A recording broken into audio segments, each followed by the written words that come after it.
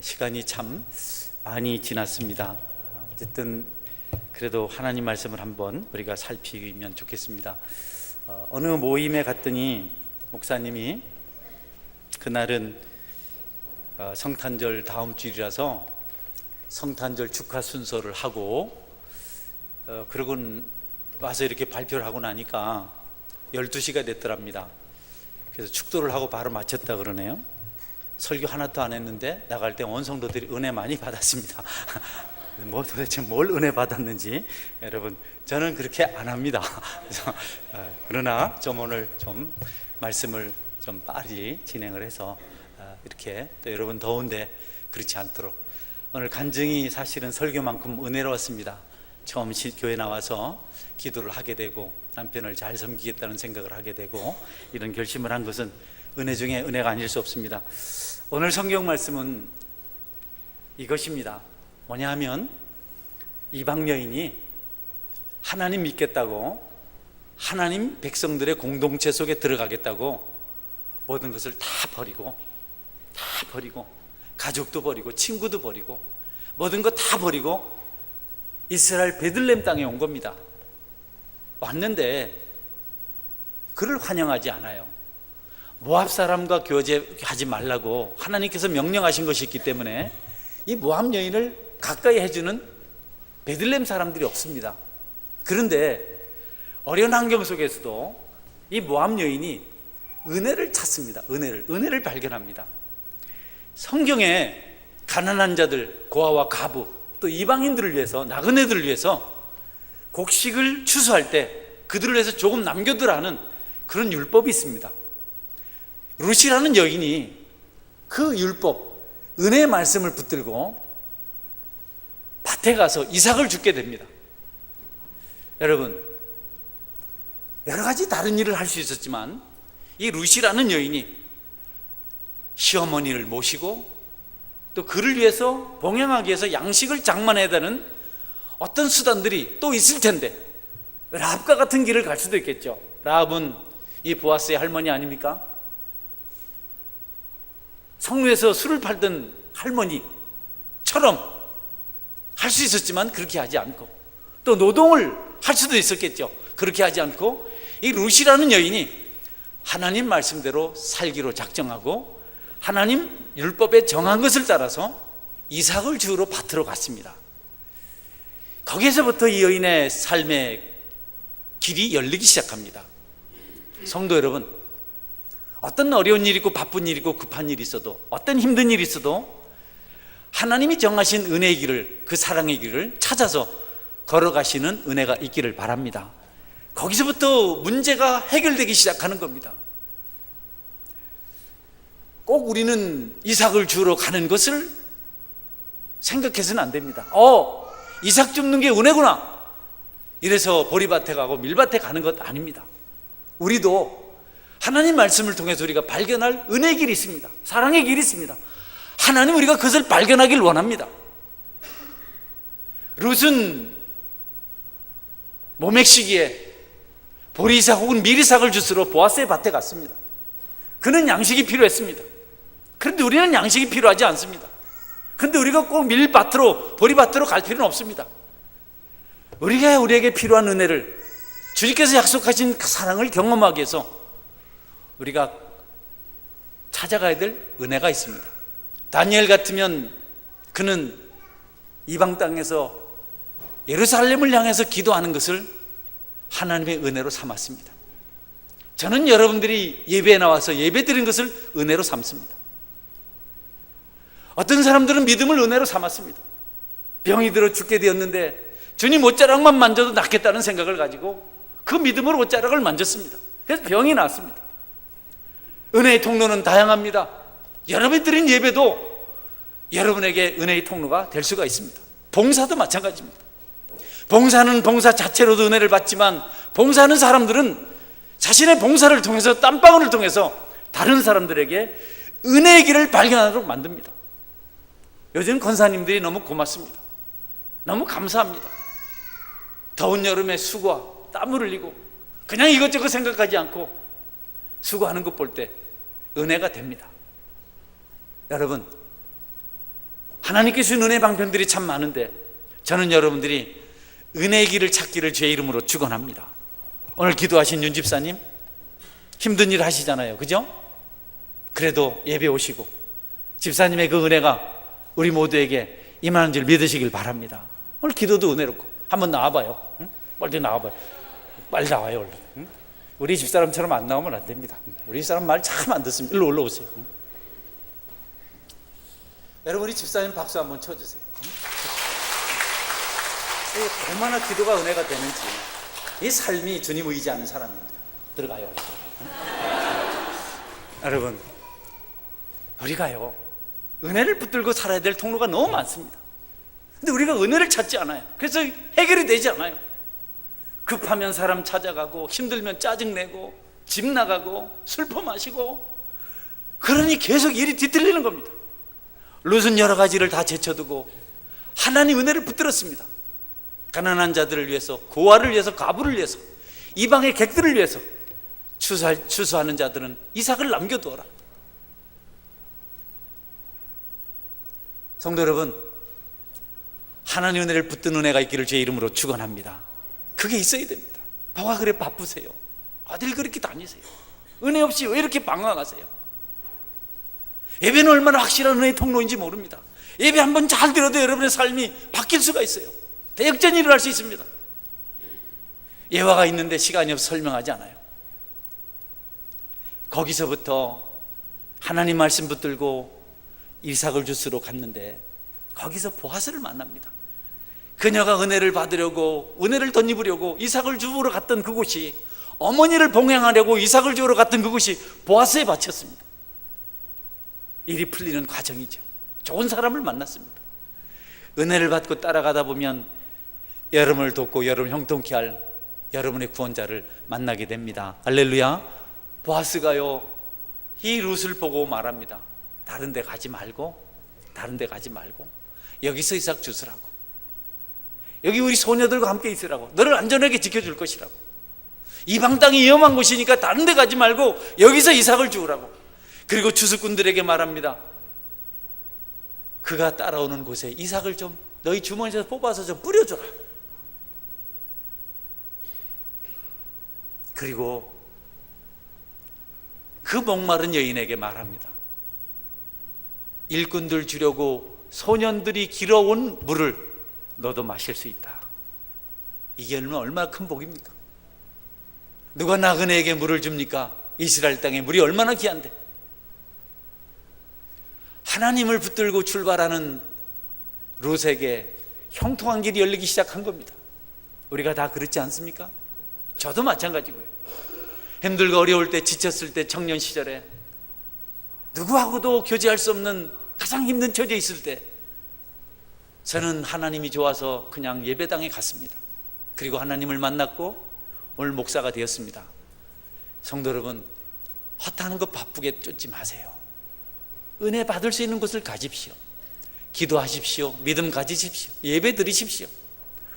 왜 예배 장소를 여러분이 사모하지 않습니까? 이해를 잘 못하겠어요. 뭐가 그렇게 좋은 일이 있어서 예배를 빼먹고 쫓아다니십니까? 어떻게 축복을 받으려고? 천국은 값없이 가지만 땅에서 축복은 여러분의 주를 붙들 때 가능합니다. 봉사하십시오. 땀 좀 흘리십시오. 그때 기적이 일어나는 겁니다. 정직하십시오. 하나님 기뻐하시는 일을 행하십시오. 룻이 그렇게 큰 사랑을 받을 때 내가 왜 사랑을 받아야 되는지에 대해서 질문합니다. 나에게 왜 이렇게 잘해 주십니까? 나는 이방 여인이거늘 당신이 어찌하여 내게 은혜를 베푸시며 나를 돌보시나이까? 도대체 나를 왜 이렇게 잘해 주십니까? 무엇 때문에 이렇게 하십니까? 여러분, 누가 여러분에게 잘해 주시면 이런 질문 한 번쯤 해보시기를 주의 이름으로 축원합니다. 아무거나 그냥 넝큼넝큼 받아먹다가 사기당하지 말고 왜 이렇게 하는지 한번 질문해 보십시오. 룻은 그렇게 했어요. 나는 이방 여인인데 나를 왜 이렇게 잘해 주십니까? 나를 어쩌자 그래 돌보십니까? 그때 여러분, 보아스가 정말 룻이 기대하는 대답을 합니다. 어떤 대답을 하냐면, 내 남편이 죽은 후로 내가 시어머니에게 행한 모든 것과 내 부모와 고국을 떠나 전에 알지 못하던 백성에게로 온 일이 내게 분명히 알려졌느니라. 여호와께서 내가 행한 일에 보답하시기를 원하며 이스라엘 하나님 여호와께서 그의 날개 아래에 보를 받으러 온 내게 온전한 상 주시기를 원하노라. 아멘. 보아스가 대답해요. 나 너에 대해서 들었다. 네가 내 조국을, 내 고국을, 동포들을 버리고 하나님을 섬기려고, 하나님 백성 그 공동체 들어오려고 소망 없는, 아무것도 없는 시어머니를 따라와서 그 시어머니를 어떻게 섬기고 돌본 소식을 내가 들었다. 너는 꼭 축복을 받아야 된다. 너는 내 밭에서 이삭 줄 자격이 있다. 내가 그냥 하는 것 아니다. 그래 축복을 해줍니다. 이렇게 한 너, 이 아름다운 일을 행한 너, 결단하고 하나님께로 나온 너, 하나님의 공동체를 사모해서 모함 여인이지만 이스라엘로 온 너, 이 베들레헴 땅에 온 너를 하나님께서 보답하시기를 원한다. 이스라엘 여호와께서 그의 날개 그늘 아래 보호받기를 위해서 찾아온 내게 온전한 상 주시기를 원하노라. 여러분, 보아스의 축복은 룻이 부담 없이 받을 만한 축복입니다. 이런 축복이라면, 내 중심을 알고 내 믿음을 알고 내 신앙을 알고 하나님의 축복으로 빌어주는 이런 축복이라면 내가 받을 만하지 않겠는가?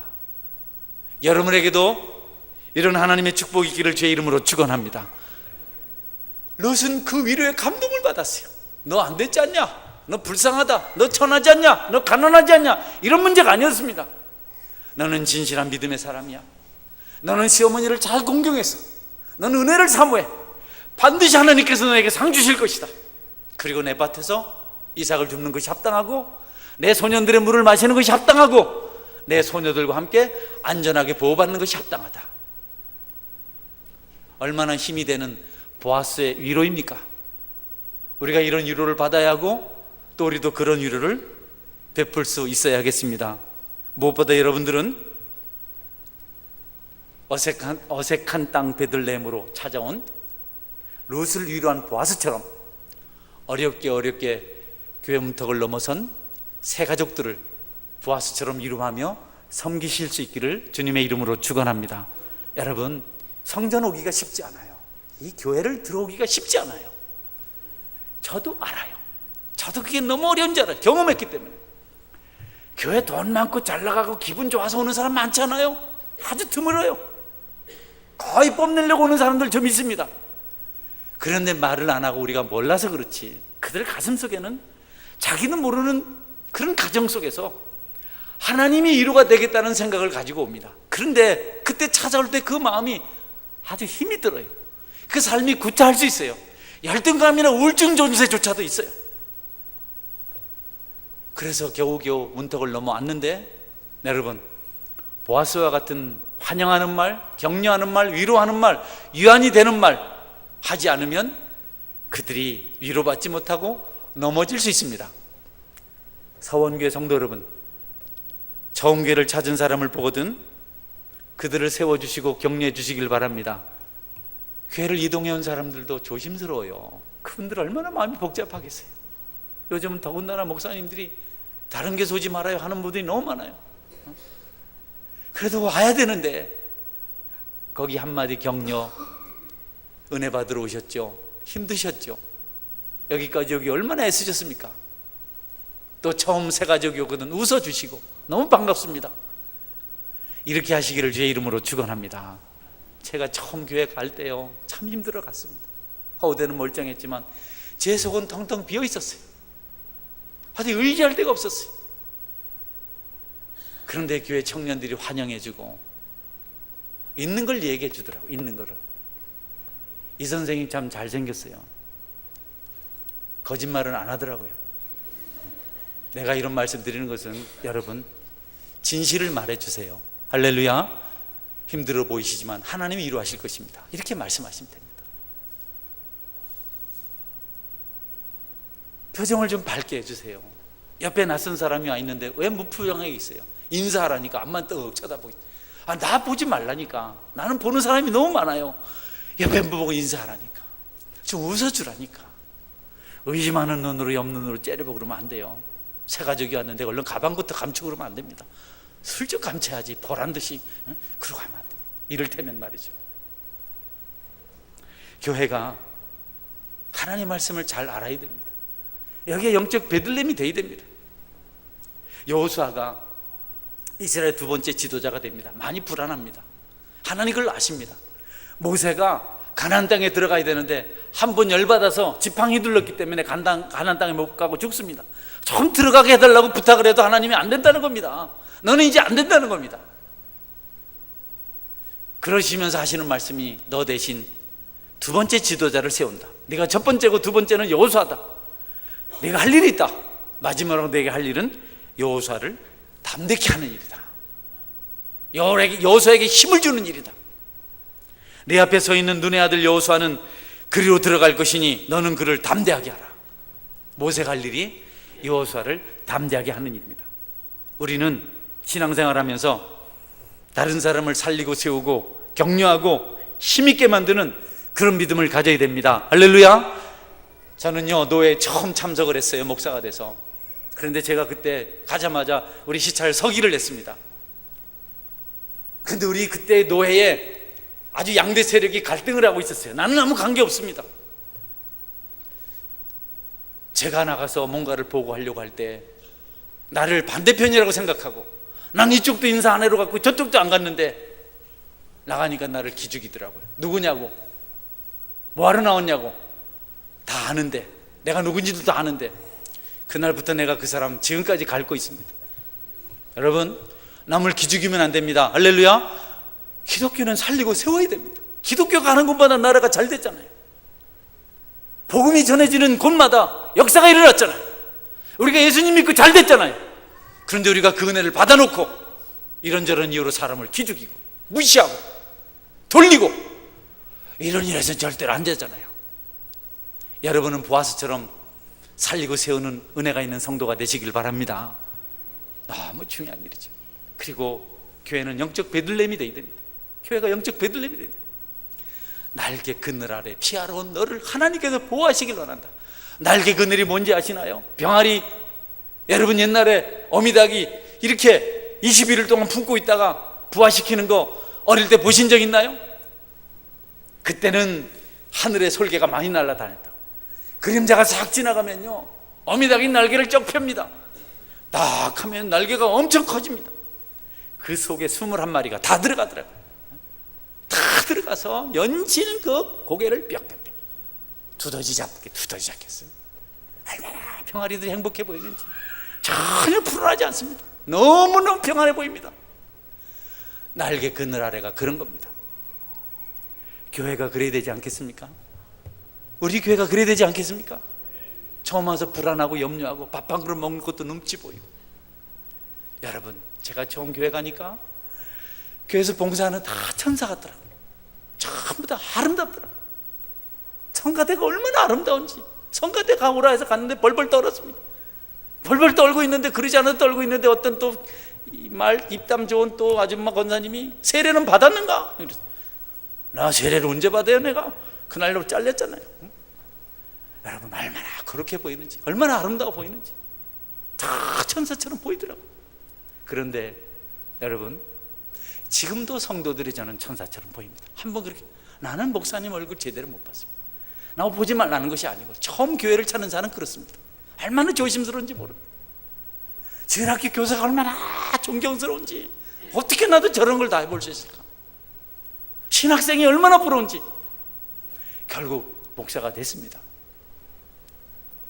교회를 오래 그냥 다닌 분들은요 교회 귀한지 잘 몰라요. 지난번에 박 장로님 오셔서 술 얘기하셨는데, 뭐 소주 2억들이 안 마시고 4억들이 4-5병 마셔도 간이 좋아가지고 끄떡없다 이렇게.